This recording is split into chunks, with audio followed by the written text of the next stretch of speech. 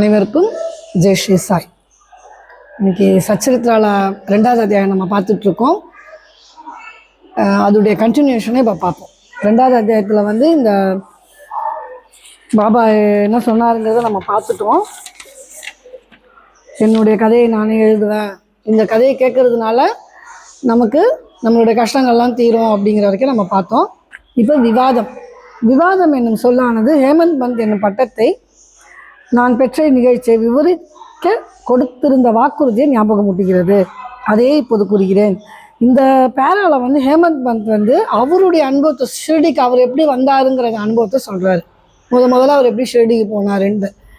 எல்லாருக்கும் first time Shirdi Baba பக்தர்கள் போகிறோம் அப்படின்னா கண்டிப்பாக பாபா ஏதாச்சும் ஒரு அனுபவத்தை கண்டிப்பாக கொடுத்துருப்பாரு. 100% அவர் கொடுத்துருப்பாரு. எல்லாருக்குமே முதல்ல ஷிரடிக்கு போகிறவங்களுக்கு ஒரு அனுபவத்தை பாபா கண்டிப்பாக கொடுத்துருப்பாரு. இது ஹேமந்த் பந்தோடைய அனுபவம். எப்படி அவர் முதல்ல பாபாவை பார்த்தாரு, பாபா முதல்ல எப்படிலாம் கேள்விப்பட்டாருங்கிறது தான் இப்போ நம்ம பார்க்க போகிறோம். சரிங்களா? காக்கா சாஹிப் தீக்ஷித், நானா சாஹிப் சந்திரகர் ஆகியவர்களுடன் நான் நெருங்கி நட்போடு இருந்தேன். நம்ம காக்கா சாஹிப் தீக்ஷித்தையும் நானா சாஹிப் சந்திரகர் 2 பேருமே பாபாவுடைய நல்ல பக்தர்கள். அந்த 2 பேரோடைய இவருடைய நல்ல நெருங்கிய நண்பர்கள், ஃப்ரெண்ட்ஸு இவங்கெல்லாம். அவர்கள் என்னை ஷிரடிக்கு போய் பாபாவின் தரிசனத்தை பெறும்படி வலியுறுத்தினார்கள். ஆயின் இடையில் கிளம்பிய ஏதோ ஒன்று என்னை ஷிரடிக்கு போக விடாமல் தடுத்தது. லோனாவாலாவில் உள்ள எனது நண்பனின் புதல்வன் காய்ச்சல் அடைந்தான். எனது நண்பன் வைத்திய முறை மற்றும் வேண்டுதல் முறைகளில் உள்ள எல்லா வழிகளிலும் முயன்றார். ஆயினும் காய்ச்சல் குறையவில்லை. முடிவாக தனது குருவை தன் மகனின் படுக்கைக்கு பக்கத்தில் அமர வைத்தார். இதுவும் கூட பலனளிக்கவில்லை. இதை கேள்வியுற்றதும் என் நண்பனின் பையனை காப்பாற்ற முடியாத குருவால் யாது பயன்? குரு நமக்கு எதையுமே செய்ய இயலாதவரானால் நானே ஷிரடிக்கு போக வேண்டும் என்றவாறு எண்ணமிட்டு எனது ஷிரடி விஜயத்தை ஒத்தி போட்டேன். ஆயின் தடுக்க முடியாதது நிறைவேறியே தீர வேண்டும். அந்த விஷயத்தில் பின்வருமாறு நடைபெற்றது. பிராந்திய ஆஃபீஸர் நானா சாஹிப் சந்தோர்கர் ஃபசீனுக்கு சுற்றுலா போய் கொண்டிருந்தார். தானேவிலிருந்து தாதருக்கு ஃபசீனுக்கு செல்லும் வண்டிக்காக காத்து கொண்டிருந்தார். இடையில் பாந்திராவுக்கு செல்லும் ஒரு வண்டி வந்தது. அதில் அவர் ஏறி அமர்ந்து பாந்திராவுக்கு என்னை கூப்பிட்டு அனுப்பினார். நான் ஷிரடி விஜயத்தை கைவிட்டது குறித்து என்னை கடிந்தார். எனது ஷிரடி விஜயத்தை பற்றி நானாவின் வாக்குவாதங்கள் திருப்தி அளிக்கக்கூடியதாகவும் உற்சாகமூட்டுவதாகவும் இருந்தன. எனவே நான் அன்றிரவே ஷிரடி புறப்பட திட்டமிட்டேன். என்னுடைய சாமான்களை கட்டி முடித்து ஷிரடிக்கு புறப்பட்டேன். தாதருக்கு போய் அங்கிருந்து மன்மாட் போகும் வண்டியை பிடிக்க திட்டமிட்டு தாதருக்கு பயணச்சீட்டு பெற்று வண்டியில் அமர்ந்திருந்தேன். வண்டி புறப்படவிருக்கும் போது ஒரு முஸ்லிம் பெரியவர் விரைவாக எனது பெட்டிக்கு வந்தார். எனது மூட்டை முடிச்சுகளை பார்த்துவிட்டு போகும் இடம் என்ன என்று கேட்டார். நான் எனது திட்டத்தை கூறினேன். பின்னர் அவர் என்னை தாதரில் நிற்காமல் போரிபந்தருக்கே நேராக போகும்படியும், ஏனெனில் மன்மாடு மெயில் தாதரில் நிற்காது என்றும் வலியுறுத்தினார். இவ்வற்புதம் நிகழ்ந்திருக்காவிடின் ஷிரடிக்கு திட்டமிட்டபடி அடுத்த நாள் போய் சேராது இருந்திருப்பேன். பல ஐயங்கள் என்னை கடுமையாக தாக்கியிருக்கக்கூடும். ஆயினும் அடுத்த நாள் காலை 9-10 மணிக்குள்ளாகவே ஷிரடியை அடைந்தேன். அங்கே பாவ் சாஹேப் எனக்காக காத்து கொண்டிருந்தார். இது 1910 நிகழ்ந்தது. அப்போது யாத்திரிகை அடியார்களுக்கு ஒரே ஒரு தங்குமிடம்தான் இருந்தது. அது சாத்தேவினுடைய வாதாவாகும். குதிரை வண்டியிலிருந்து இறங்கிய பின்னர் பாபாவின் தரிசனம் பெற ஆவலாய் ஏங்கியிருந்தேன். மசூதியில் நின்று திரும்பி வந்த பெரும் அடியவரான தாத்தா சாஹிப் நூல்கர் சாய்பாபா வாதாவின் மூலையில் இருக்கிறார். முதலில் ஒரு முன்னோடி தரிசனம் செய்துவிட்டு குளித்த பின் சாவகாசமாக பார்க்கலாம் என்று கூறினார். இதை கேட்டவுடன் நான் பாபாவிடம் ஓடி சாஷ்டாங்கம் நமஸ்காரம் செய்தேன். எனது மகிழ்ச்சிக்கு எல்லை இல்லை. நானா சாஹிப் சந்தோர்கர் என்னிடம் கூறியதற்கு அதிகமாகவே கண்டேன். என்னுடைய புலன்கள் எல்லாம் திருப்தி அடைந்தன. நான் பசிதாகத்தை மறந்தேன். பாபாவின் பாதங்களை தொட்டவுடன் ஆசீர்வதிக்கப்பட்ட ஒரு புத்தம் புதிய வாழ்வையே அவர் எனக்கு அருளியதை உணர்ந்தேன்.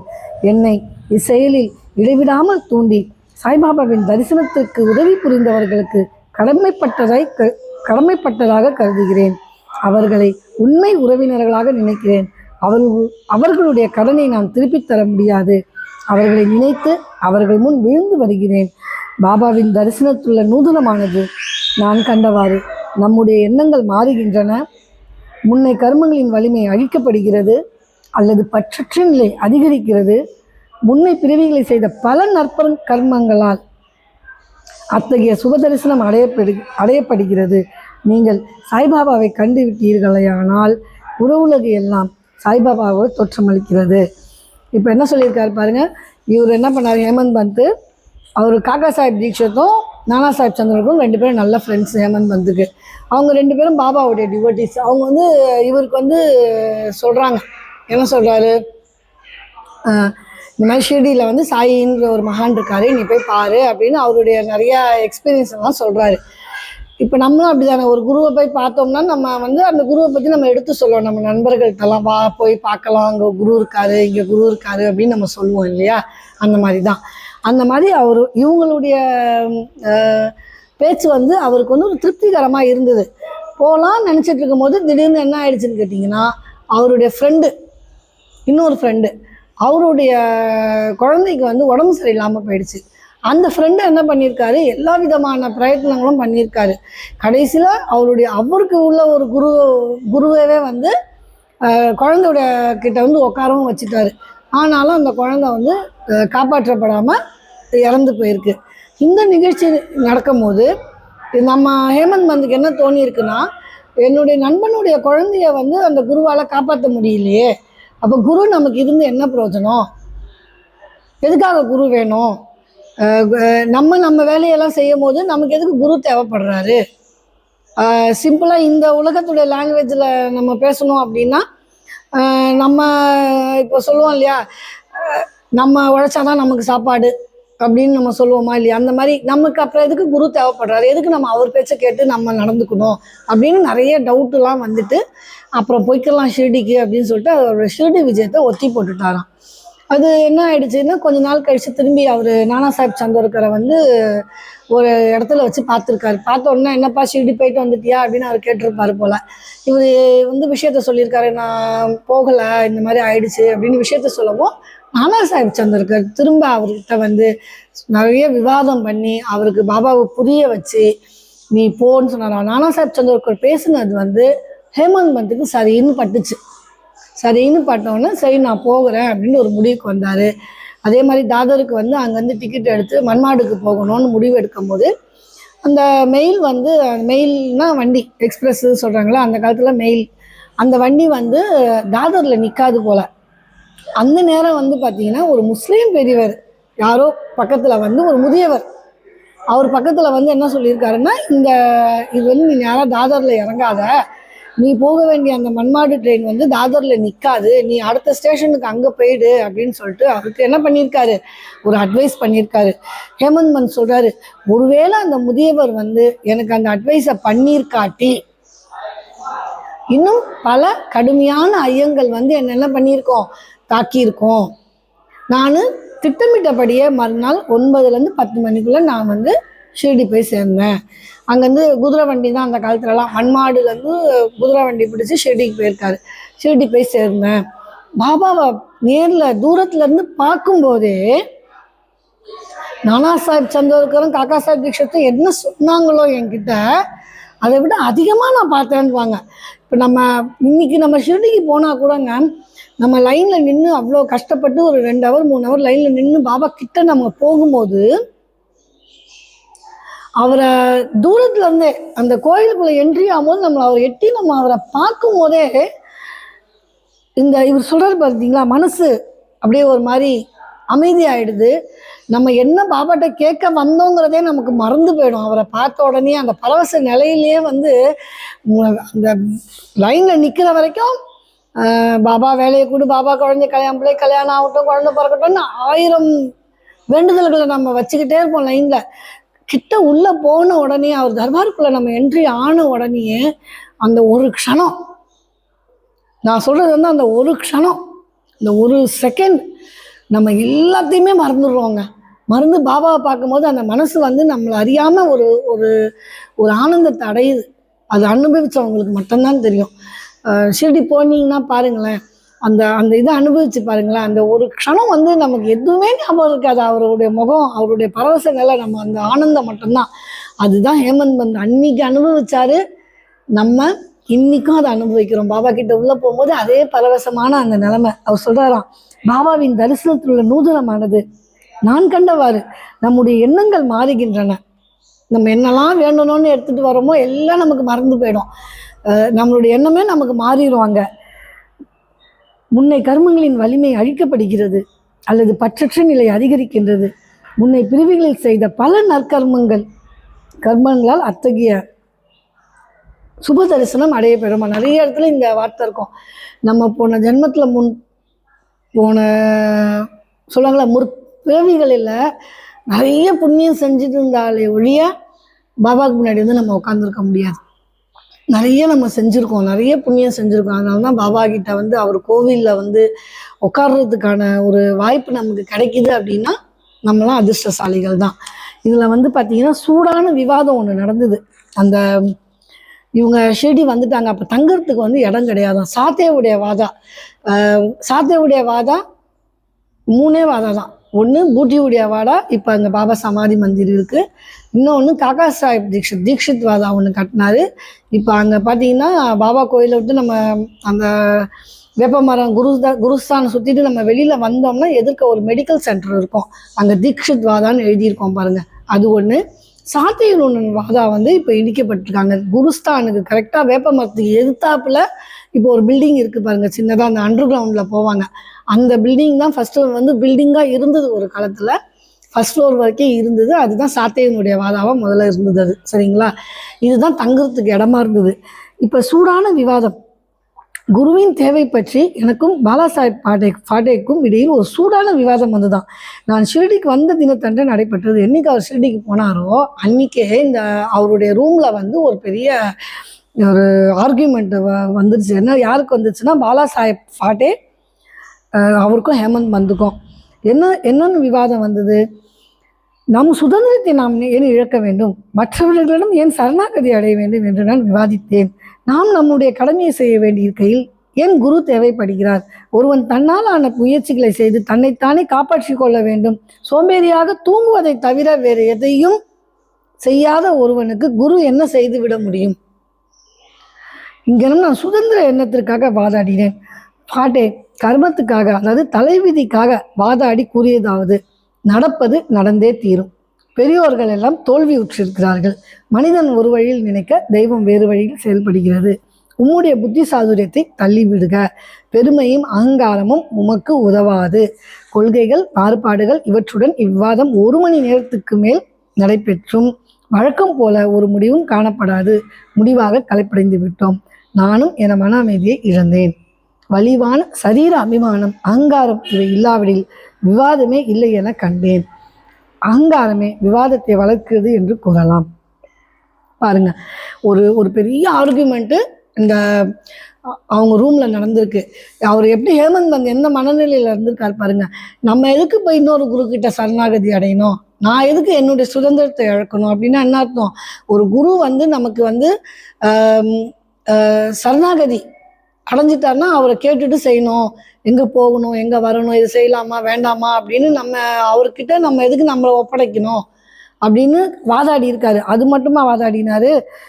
ஒருவன் தன்னாலான முயற்சிகளை தன்னைத்தானே காப்பாற்றி கொள்ள வேண்டும். ஒருத்தன் சோம்பேறியா தூங்குறவனுக்கு வந்து குரு என்னதான் செஞ்சிட முடியும் அப்படின்னு இவர் நல்லா வாதாடி இருக்காராம். இவருடைய வாதாடுற திறன் எப்படி இருந்ததுன்னா, இந்த அவரு ஃபாட்டே சொல்லிட்டாரு பாருப்பா, கடைசியில் ஒரு வழியாக அவர் சோர்ந்து போயிட்டார் வாதாடி கடைசியாக என்ன சொல்லிட்டாரு, ஒரு கன்க்ளூஷனுக்கு வந்தாகணும் இல்லையா. ஃபாட்டே என்ன சொல்லிட்டாரு, இங்கே பாருப்பா, நடக்கிறது நடந்து தான் தீரும், அதை யாராலையும் மாற்ற முடியாது. உன்னுடைய எல்லாருமே இந்த மாதிரி முயற்சி பண்ணி நமக்கு முன்னாடி இருக்கிற பெரியவர்கள் முன்னோர்கள்லாம் என்ன பண்ணியிருக்காங்க, தோற்று போயிருக்காங்க. அதனால் உன்னுடைய புத்தி சாதுரியத்தை யாரை கட்டிடு, அகங்காரம் உனக்கு உதவாது. அந்த வந்து இந்த மாதிரி அவர் சொல்லிட்டாரு. கடைசியாக நமக்கு வந்து உன் புத்திசாலித்தனத்தெல்லாம் ஏற கட்டிட்டு அகங்காரத்தை விட்டு ஒழிச்சுட்டு குரு கிட்ட சரணாகதியாட அப்படின்னு ஃபாதர் சொல்லிட்டாரு. 2 பேருக்கும் விவாதம் 1 மணி நேரத்துக்கு மேலே நடந்து ஒரு முடிவே இல்லாமல் அந்த விவாதம் என்ன ஆயிடுச்சு, ஒரு கட்டத்தில் க்ளோஸ் ஆயிடுச்சு. க்ளோஸ் ஆனதுக்கப்புறம் இவங்க வந்து என்ன பண்ணியிருக்காங்கன்னா மசூதிக்கு போயிருக்காங்க.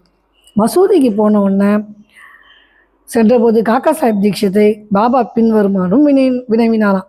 பாபா பாருங்க, பேசுனதெல்லாம் ஹேமந்த் பந்தும் பாலா சாஹேப்பும் ஆனால் பாபா கேள்வி கேட்டது யாரா? காக்கா சாஹிப் தீக்ஷிதர். இந்த இடத்துல கொஞ்சம் நம்ம கவனிக்கணும், சரியா? ஏன்னா சாத்தியவாதாவில் என்ன நடந்து கொண்டிருந்தது? விவாதம் எதை பற்றியது என்று கூறி என்னை உற்று நோக்கி மேலும் வினவியாதாது ஹேமந்த் பந்த் என்ன கூறுகிறார்? இவ்வார்த்தைகளை கேட்டு நான் மிகவும் ஆச்சரியமடைந்தேன்.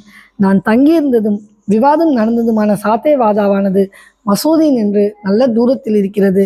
சர்வ வியாபியாகவும் அகத்திலிருந்து ஆட்டி வைப்பவராகவும் இல்லாவிடில் எங்களது விவாதத்தை பாபா எங்கனம் அறிந்திருக்க முடியும்?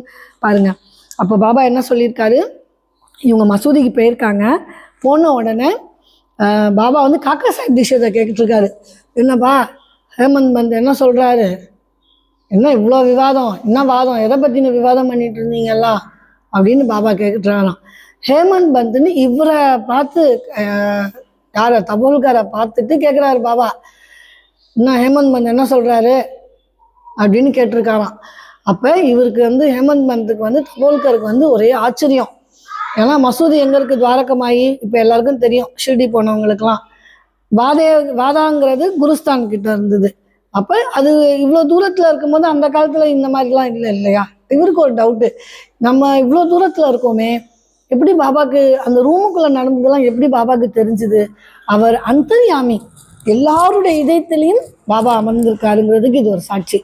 எப்பவும் பாபா சொல்கிறாரு, ஒரு இடத்துல சொல்லலையா, சாப்பிடும் போது அந்த பட்டாணி உருண்டுட்டு ஓடும். அப்போ கேட்பார் பாபா, இவன் வந்து என்னை விட்டுட்டு தனியாக திருடி தின்றான் அப்படின்னு சொல்லுவார். ஏன் பாபா என் மேலே இந்த பழக்கத்தை சுமத்துறீங்க அப்படின்னு கேட்கும்போது பாபா சொல்லுவாராம், எல்லாரும் இருந்தாங்கன்னா நீ கொடுத்துட்டு சாப்பிடுவ, யாரும் இல்லைன்னா நீ நினைக்கிறியா யாரையாச்சும்? நான் உனக்குள்ளே தானே இருக்கேன், உனக்குள்ளே இருக்கிற என்ன நீ நினைக்கிறியான்னு பாபா கேள்வி கேட்டிருக்காரு. ஸோ பாபா நம்மளுடைய இதயத்தில் எல்லாருடைய இதயத்துலேயும் அவர் வீற்று இருக்கிறாரு. நம்ம தான் அவரை அடையாளம் கொண்டு கொள்ளாமல் பாபா வந்து நமக்குள்ளே இல்லை அப்படின்னு நினச்சிட்டு இருக்கோம். எப்படி நமக்குள்ளே அவர் இருக்காரோ அந்த மாதிரி ஒவ்வொரு ஜீவராசிகள்லையும் பாபா இருக்காரு. ஒரு நாய், குருவி, பூனை, எல்லா ஜீவராசிகள்லையும் பாபா இருக்காரு. அதனால நம்ம எல்லா ஜீவராசிகளுக்குள்ளேயும் பாபாவை பார்க்க பழகிப்போம். நமக்குள்ளேயும் பாபா இருக்காரு, அதையும் நம்ம உணர முயற்சி பண்ணுவோம்.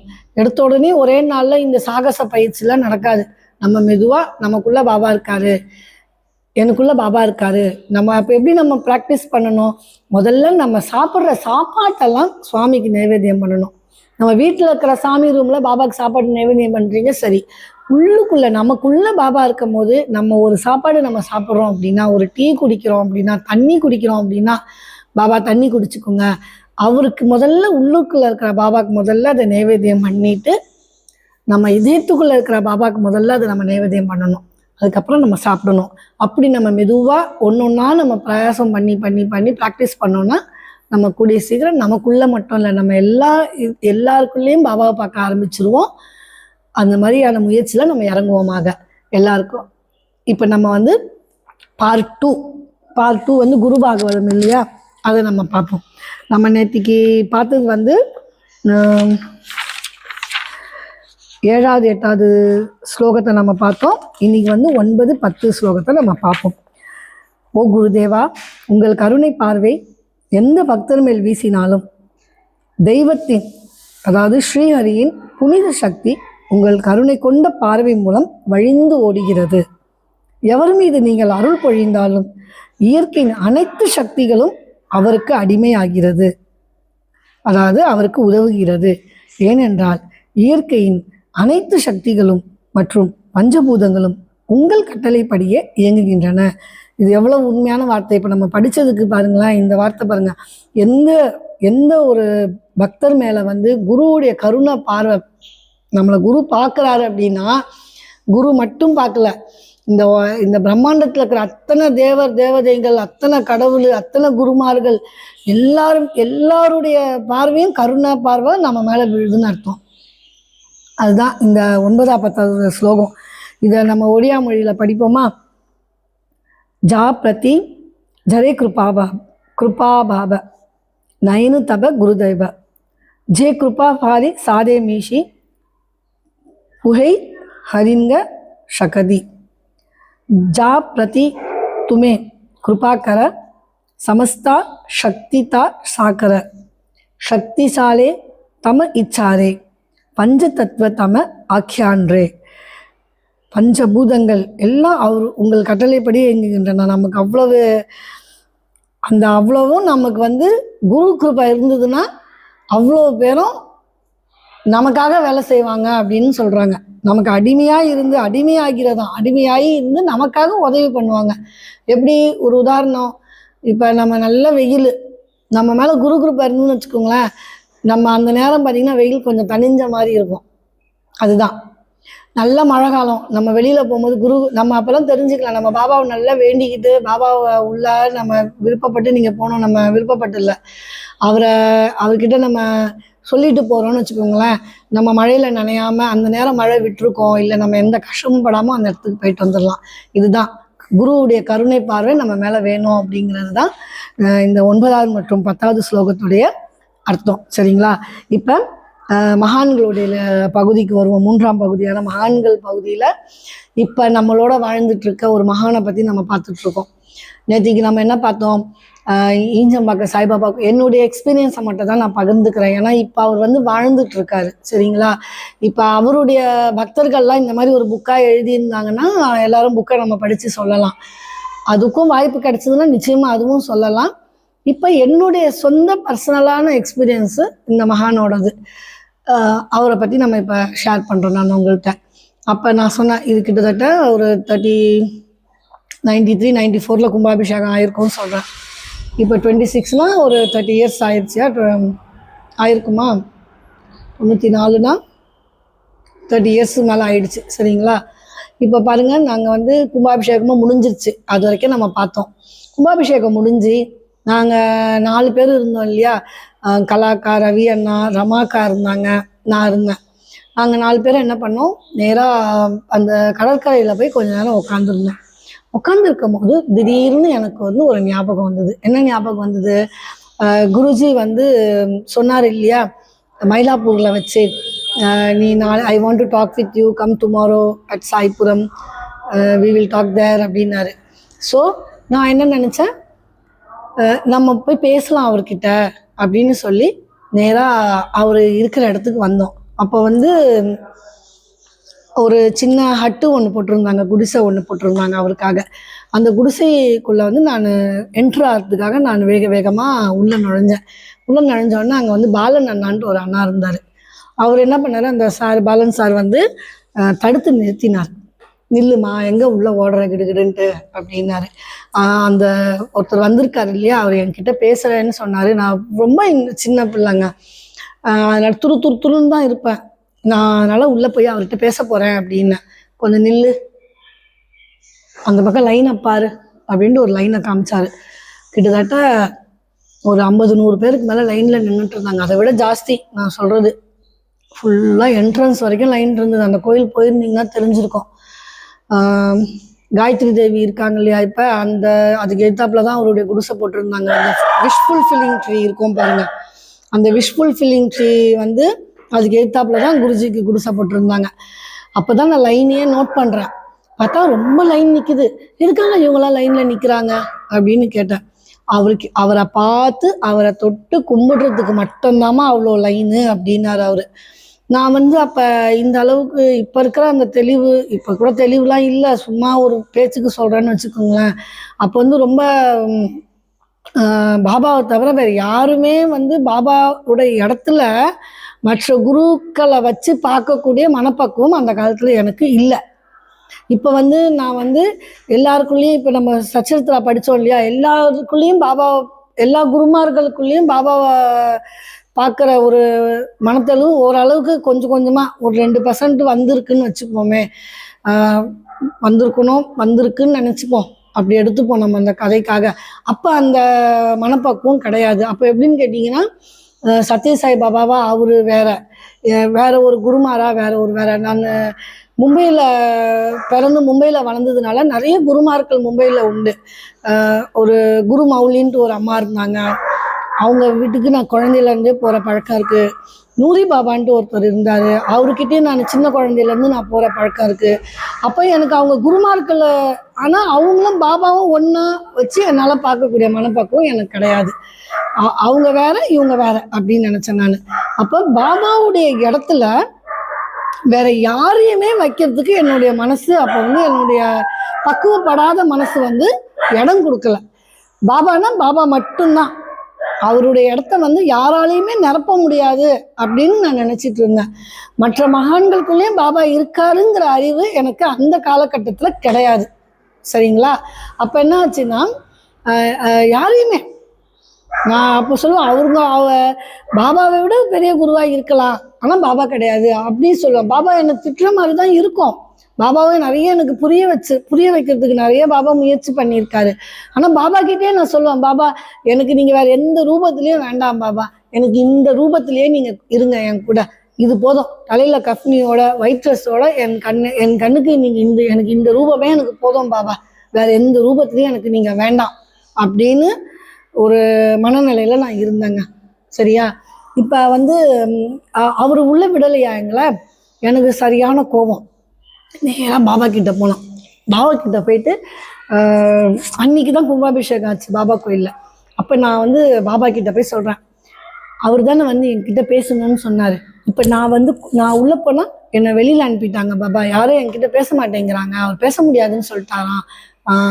எனக்கு அதெல்லாம் தெரியாது.